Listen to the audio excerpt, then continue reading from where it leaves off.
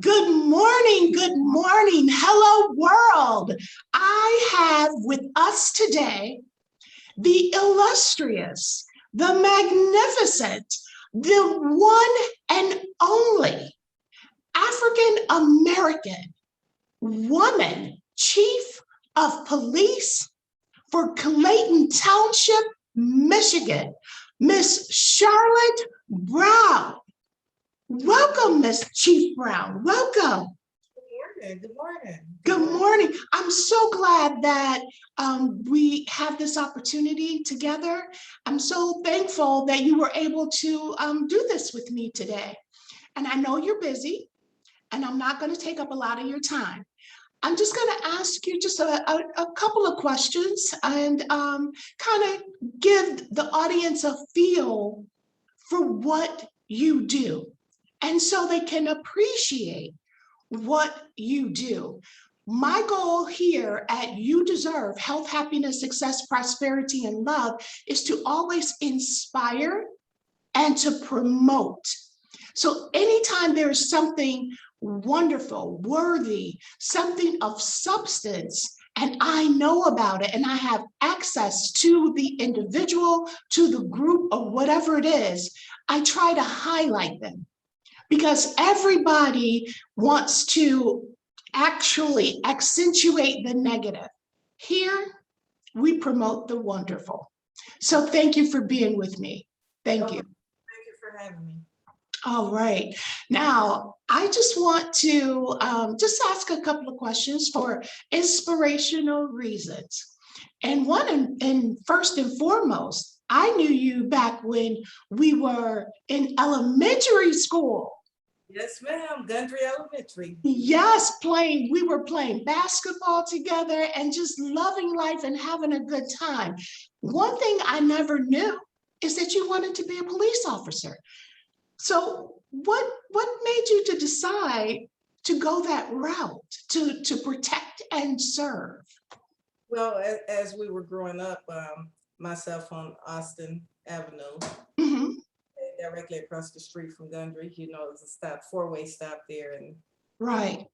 Flint City Police, I won't say the names, even though they're no longer with us. They would sit outside our house and they would take a little nap in the mornings. My dad would say, "Hey, I have to go wake so-and-so up so I can go to work." I'm like, that job looks pretty good. But as I got older, I got serious about it. I think I was probably 8th grade, 9th grade. I joined the Explorers program at Flint City Police Department. Okay. And as I got into high school, I had 2 children in high school. So at that point, I said, being a police is what I really want to do. And I'm gonna fulfill my dream, because I know, I have 2 girls and I want them to be proud of me. Right, right.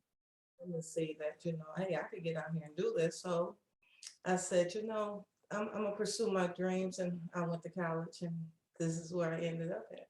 Wonderful. What an amazing place to end up at, chief of police. Are you kidding me? That's pretty awesome. Now, also, as a police chief, what exactly are your roles? What do you do as on a daily basis as a chief of police? My main goal is to make sure that my staff is happy, because Mhm. you happy staff, you get good production. Mhm. Yeah. Then also I have to maintain my budget here at the police department. I have to maintain the upkeep of the police department. Okay.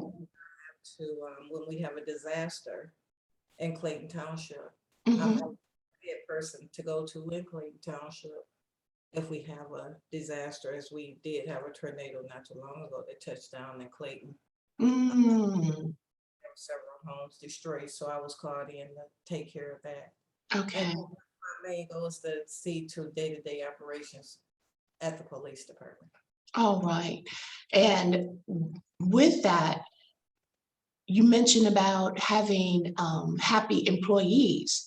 So with that being said, how do you recruit? What are your criteria for recruiting, officers that you can foresee to be actual good officers, if there's such a thing? Well, yeah, they're great officers, not just in Clayton Township. To me, I have the best staff on earth, but Oh, I like that. they're great officers around the world. And right now, it's difficult recruiting. Everybody doesn't want to be the police like we used to be so happy to be the police. Right. Right now, because of all the things that's going on in society with the police, especially the Afro-American males and against the police, or the police against the Afro-American people, however we want to look at it. Okay. It's difficult recruiting people. People just don't respect the police like they used to. So a lot of people are, and a lot of people, when I say, hey, you're young, you work in the jail, why don't you come out and be a police? They'll say, no, I'm safer in the jail than out on the streets. Wow. And Wow. that's something I think about every day that I get up and put a uniform on. It's imperative that I tell my children, my grandchildren, my great-grandchildren, that I love them on a regular basis. Because Yeah. you never know, what may go on here. So a lot of people are scared. We put it out there. Like right now, I've been looking for part-time employees. You get employees that apply, but in the police world now, used to, it was once upon a time you can call somebody and, the law says, or you could say, hey, did they work there? Yes, they have. How long did they work there? You say how long they work here, but then the law, they says, would you hire them back? You could say yes, but now the law states that as a police chief and as a police department, we must disclose to the incoming department why this person left, if there were any disciplines, how long were they there? It weeds out the bad employees. So instead of jumping from one department to another and nobody knows, we have to say why, and that may prevent a bad seed that I know was a bad seed, but sometimes the unions aren't as strong as they used to be, but they're still there. And they make it rough to get rid of bad employees sometimes. So, that's how we do things. So to try and get to recruit officers, it gets rough on us as police chiefs sometimes. Okay. Yeah. And I can see where that would be a benefit, because we've heard in the news in the past where someone was in Iowa and moved to Philadelphia, and their record in Iowa was, horrific. And when they got out here, they were displaying that same, type of behavior. So I can definitely see why they have, in fact, made that a criteria for that information to be released. Is that not a part of something that they discover when they do the psychological profile for the potential officers? Not really. I mean, okay, it's great having the psychological exam or the physical exam for police officers, because yes, we do have to take them, but who's not to say once you get into a department, it doesn't click. So something's not out there until later on. So when you leave that department, the next department, you go apply somewhere else, whether it's in state or out of state, at least, the prior agency could pass it along that this is what happened. And this is Right. Well, we definitely know that's something that all states should be aware of. But with that being said, now, as we approach this 4.0 industrial revolution, where we now have Tesla bots and humanoids and things of that nature, do you foresee the police department within the near future becoming man-powered by Tesla bots and the humanoids. No, not at all. Not at all. That's good, because if we did, in fact, if they allowed that, and if they programmed these humanoids, as they're being called, some people just call them Tesla bots, and there's another name that I can't think of. But anyway, it's just artificial intelligence. If we I have, don't think you would get whether the Teslas, the plug-in cars, and I don't think you would get that in a police officer. I also don't think you'll get a robot as a police officer. okay. So, but are you even aware that that's kind of been kind of discussed, like TED Talks and things like that, where they're talking about the humanoids and the Tesla bots, and they're saying it as a joke, but is it really a joke? You never know. Heard it a little bit, Yeah, yeah. Because I'm thinking the emotional intelligence wouldn't be there, because this is an actual bot. It's not a human, it's a humanoid. They fix that. How do they fix a humanoid opposed to an officer? They could fix us. Right, exactly. Yeah. So that's good to know, because that's kind of frightening. That was one of the things that I read like a couple of days ago, and I was like, are you kidding me? We are at that point in society. I'm like, wow. We didn't go to plug-in cars either. But yeah, but even on commercials now, they've got these little robot dolls for people to buy for their kids, and they're supposed to be like their best friends and things like that. So just incredible to what is happening. So also, with that being said, and we're out of that 4.0 industrial revolution mindset, and we want to reel it back in. What is the biggest challenge that you foresee yourself having as the chief of police? Well, I did have challenges. I think, everybody in Genesee County, if you read the paper, look at the news, there were challenges. But you were able to get over those and lead your department forward. A praying sister, you absolutely right. I did, and I will continue to lead this department forward. I don't plan on being here much longer. This is going into my 32nd year as a law enforcement officer. What? 32nd year? Now that I did not know. 32 years. So I work. This is my second department. So I've been in Clayton Township going on 19 years. Wow.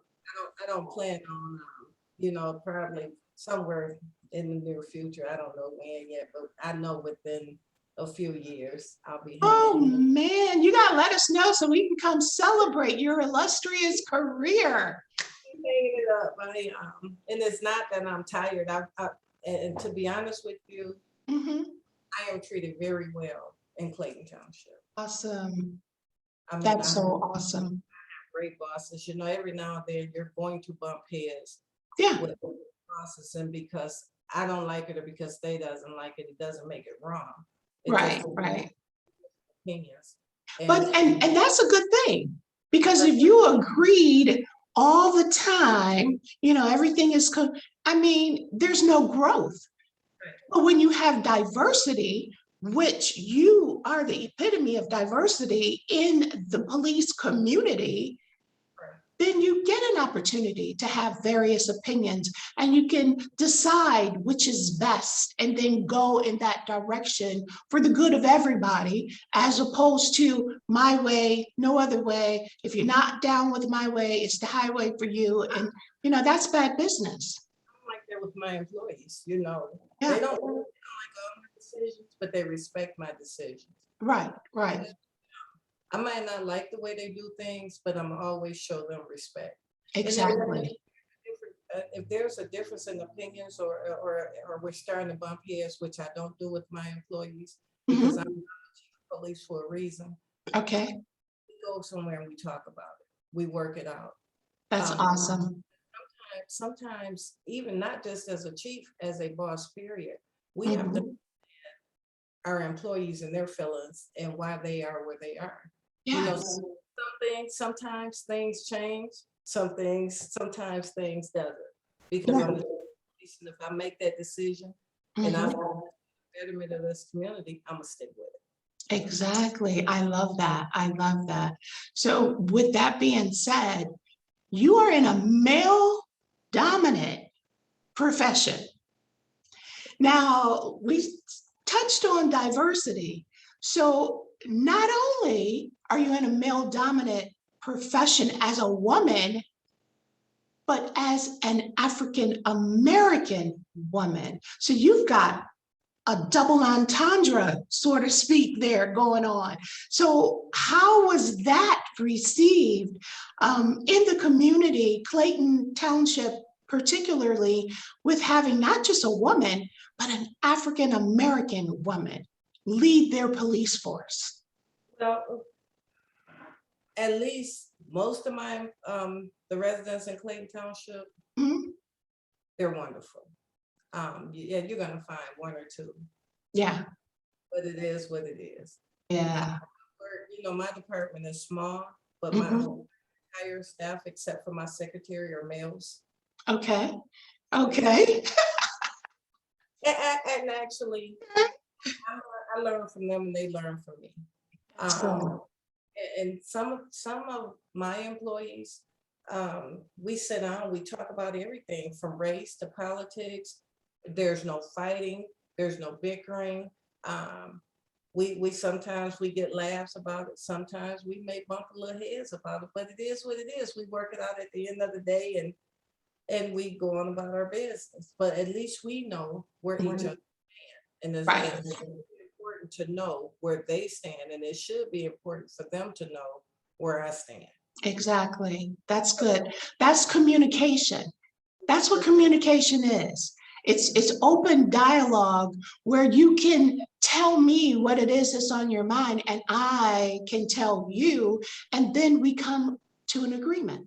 Right, because We have that communication, you can't run an effective police department or any office without communication. and you know what, Chief Brown, not just even business, but personal. Your personal life. I mean, if you're in any type of relationship, be it a parent, child, spouse, whatever the case may be, neighbors, next door, whatever, if you cannot communicate and you keep cutting your grass on my side and running over my tulips, you know, you're going to have some issues over the tulips. You know what I'm saying? So we have to be able to effectively communicate in a thinking society in order for it to work. The meeting every month and a half, every 2 months with my entire staff. Okay. And we talk about the things they like or don't like. We talk about what's troubling me, and I do applaud them. I do make sure, hey, I notice what you're doing. You're doing a great job. Hey, Mm-hmm. lunch for the whole office today because you guys are doing absolutely wonderful. Mm-hmm. So I just, like I told you in the beginning, I make sure they're happy, because if they're unhappy, I'm gonna get crappy officers. I'm not gonna have crappy officers at all, because we're Right. gonna, and if they start becoming crappy, I know how to take care of them. That's All right, so I know we're running on time, so I just got a couple more questions. Chief Brown, what kind of strategies and mindset per se is required for a chief of police, regardless of, you know, male, female, black, white, polka dot, doesn't matter.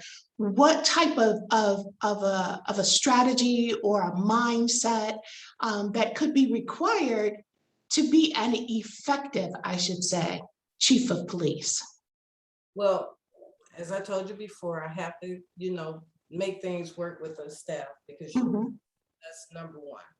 But I told you I'm a praying woman. So I'm up, I'm praying. I know, especially when things are really rough. I Prayer told changes things. you to say it. I told Mhm. you about it. Now, I come in here, I come to work happy. I don't, I go home Good. happy. And I also, you cannot bring your problems from home to work, and you cannot bring your work problems home. Okay. So as long as I'm there, and then I come in, I go next door and I talk to, I have 7 bosses that I have to answer to. Okay. One have a vote on me. So I go over and I talk to my main boss. We stay in communication. Sometimes they like my decisions, sometimes they don't, but they respect it because they're paying me to be the chief of police. Right. So I go over, they're right next door to me. I go over and I talk to my bosses on the regular. And that's where, and I sit down. A budget could be stressful sometimes. Yeah. So especially when you're about to go over and you're trying to move where this money is coming from and figure out where the money is going. Money is stressful anyway. It could be stressful. Money could be stressful. So, but when you're managing somebody, I can manage my money with no problem. I've learned how to manage the money here because I came in here with some knowledge, but not a lot of knowledge on the math and the things about it. But if you had Mr. Schaefer at Gundry, you were going to know how to figure this math out. So, Math and science. He was passionate. Yes. so those are the things I have to come in and on my way in, I come into work without a radio. My car is absolutely quiet. Mm. And I think about everything I have to do because the night before I write down what my tasks are for the next day. Mm-hmm. I come in and on my way to work, I think about, everything I have to do. Some mornings I get up and I get to FaceTime my great grandchildren. So I talk to them for a little bit and that just makes my day in the morning. That's awesome. That's what I do when I'm coming in. I'm just quiet and I figure out this is what I have to do. And if I can't figure it out, I'll call somebody that's been a chief a lot longer than I have been. Okay. I'll figure it out that way. Okay. And that's great that you have that downtime. I see my car always as a sanctuary because I'm in there by myself the majority of the time. My children are adults and they don't live in the same city that I live in. So I don't get an opportunity. I don't get that pleasure of being with my grandchildren and picking them up and all that. So it's just me. And I get an opportunity whenever I make it my business, when I get in my vehicle, that it is quiet. Right. And I'm driving wherever it is that I'm going, and I can concentrate, I can meditate, I can think on whatever it is that I'm trying to do before I get there and will that intention for it to be the best opportunities for me for when I get there. So I get that. I totally applaud you for that because we need that. As soon as I come to work, generally this time of morning I'm in the gym. We have a gym right in the police department. Okay. Generally I'm downstairs working out. I know, and we're interfering with your schedule this morning. That's why I said I just got two more questions. I promise. That's it. Take your time. We're okay here. Okay. I can always hit the gym in the evening. Okay. All right. Well, I do have. I guess this is. I'll make this my final question for you.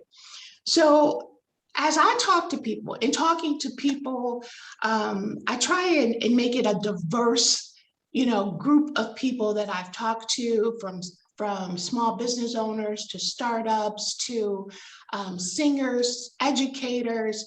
So I've had a vast group of people, with different backgrounds that I've had an opportunity to actually speak to. But my one thing is always constant. It's always common. And that's what I said in the beginning of our conversation, and that is to uplift, to motivate. I believe that we should be able to reach behind us and help someone else and pull someone else up. So I'm not a police officer, and I don't think I probably was equipped to be one, because I'm not going to chase you first off. And when I say stop, I want you to stop. Don't keep coming at me, towards me, or anything else. So, because so it's a reason I'm not a police officer. But I applaud the people that are able to get out there and try and do the best that they can to protect us and to serve us. We definitely need that in our society. Rules are needed, period. Exactly. Period. Rules are needed. Kids need it, because if they don't have the guidelines, they overstep and they do different things to get themselves in trouble. So we all need it. I need it for spending, my budget. I need a guide to say, okay, wait, hold up. What did you just spend? Wait, hold. And this bill is over here that needs to be, did you just, and I'm like, okay. Most females need a guy for spending. So yes, like that was a lot more appealing than giving them, the money that I owe them for that. But I want to just inspire, younger people that's on the come up, that are looking at various things. And maybe they say, I want to be a songwriter. Or maybe they say, I want to be a teacher. Or maybe they say, I want to be a business owner, or I want to be an AI engineer, whatever the case may be. I'm one of those that really believe in the Elijah and Elisha concept, which is in 2 Kings, where Elijah actually dropped the mantle, and Elisha was able to pick that mantle up and carry on. So with that being said, what or how would you advise a youngster that's maybe wants to be an officer, but because of the negativity that they probably see in their communities, they kind of back away from that? How would you encourage someone, if this is what you want and you would want to be a police officer and maybe one day a chief of police yourself? Well, would you get that person to get away from the negativity and get into the mindset? Because you started this in 8th grade. I did. 8th grade. But I tell all youngsters, I have a 24-year-old grandson, a soon-to-be 20-year-old granddaughter, and an 18-year-old granddaughter. I tell those people leaving out the door, make the right choices, make the right decisions when you're leaving. So that's the first thing for youngsters. Make the right choices, make the right decisions.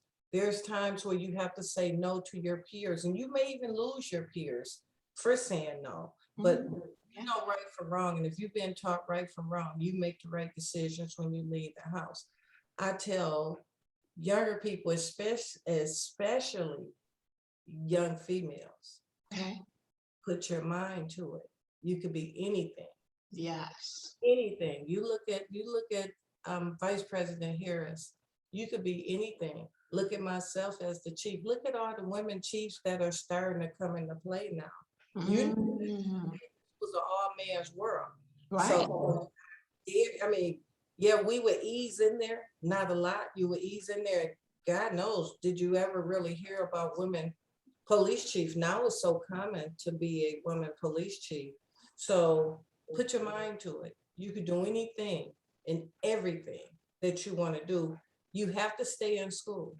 That's important. Jobs would take you. I mean, I had 2 kids in high school. At 17, I had 2 children. Wow. They're 41 and 39 now. I had 2 children in high school, but I had brothers. And they were determined. That's why they were paying my tuition at because and with the help of my parents. You have to stay focused.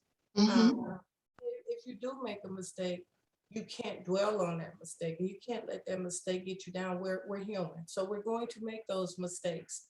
So as a human being, a lot of times, like I said, I have to fall on my knees. Lord, Mhm.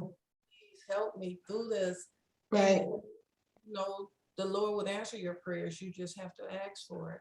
So we were raised in church. Like I know a lot of people, these kids now aren't raised in anything. They're not, they're a whole different breed of kids. I Yeah. swear to God, being a police, I have never saw some of the things I saw in these kids. So Mm. as a as a as a female, as a leader, Mhm. I reach out to younger kids like in my district, or if I'm out and about, especially, I'm in Clayton, so I run across a lot of troubled children. It's not just troubled in the city of Flint, they're troubled all over the place. So I run into troubled children. I don't want to go to school. I'm not going to school. I want to smoke weed. I want to do this. I want to hang with my friend. So they become a project for me. Mm. And I reach out to them. It's times I will pick them up, get your little rump out the bed. You're going to school today. Oh, Get your little rump. awesome. You're going to do something today, and we're not going to scream and holler at your mother. We're going to respect your mother, because a lot of these kids don't have respect. Mm. As I know, growing up when we did, Yeah. if we say some of the things, I didn't get whippings because of my dad. My dad protected me, but But like, but you couldn't even look. lie was a cuss word in our house. Yes. We used to say, I ain't going. My mother say, ain't. What is that? What Yeah. is that? Yeah. So Yeah. the people, Oh, wait, and you couldn't say what? but well, I still like my great grandson who's 4. When I say Desmond, he say what? I said, what is what? We don't say Mhm. what. Mhm. What? He's like, You know, what? And they would act as if that was a curse word as well. And you had better not let your eyes do any kind of no facial expression. and the Yes. the law states we can discipline our children. The law does say you can discipline your children. You can't beat them with bats, and the look I got from my mother or my grandmother, that look scared me enough to set up. Oh, girl, please, are you kidding me? I'm getting chills just thinking about it. Doesn't happen now because when these kids are 4, their parents are 13. My Mm. mother stayed in my life, even though I had children early. I still had my mother to say, Mhm. you're still a kid, even though you had a baby. You're still a kid. You're not grown, so you're Right. not going to live grown. You're going to still take your butt to school. You're still Mhm. going to make something out of yourself. My brothers went to the service, the Air Okay. Force. So 2 of my brothers were in the Army. One was in the Air Force. My Okay. dad said you either go to school or get a job. You cannot just lay up in my house. So Right. that's where I was, and I'm like, I'm gonna take off to school. So I have to tell these young girls, if you don't do anything else, stay focused and stay in school. And you have to watch yourself when you're dealing with these guys. We're gonna go through something, but you have to protect you and care more about you than you do other people. That's right. Because self-love is so important. And if Yeah. we don't have self-love, we can never Love these. properly love other people, because it's going to be warped in some kind of way because you're loving them, looking for something that you yourself should have inside you. And if you don't have it here, it's not going to manifest. We have to show our young people love so they don't look for it in the streets. We need Exactly. young people acceptance in our homes so they don't look for it in the streets. If we Mhm. show these young people this in our homes, they're going to look for it somewhere else. And we don't need that. I think if we stop that now, I think our generation will be better off than what they are. Okay, awesome. Well, Chief Brown, I appreciate so much you giving up your gym time for us this morning and speaking with us. And congratulations. And I know I'm saying congratulations a couple of years late because you've been chief of police now in Clayton County for how many years? I've been in Clayton Township. I was the chief. I was an intern chief in the beginning. In 2018, I think it was it's going on 2019. No, 2018, 2019, you know, all the, but Okay. I've been permanent chief in Clayton Township. Okay, awesome. And again, congratulations. I think that is a badge of honor that you have on your chest there. And we appreciate the 32 years that you've actually spent in law enforcement. So again, this is something that has been a long journey for you, and it's something that you wanted since the 8th grade. 8th grade, wow. And to me, that's just so impressive. So again, thank you so much for actually sharing this time with me and doing life with me on the You Deserve Health, Happiness, Success, Prosperity, and Love podcast. And of course, I will be in touch with you soon, and you enjoy the rest of your day. You as well, and thank you for having me. Thank you. All righty. Bye-bye.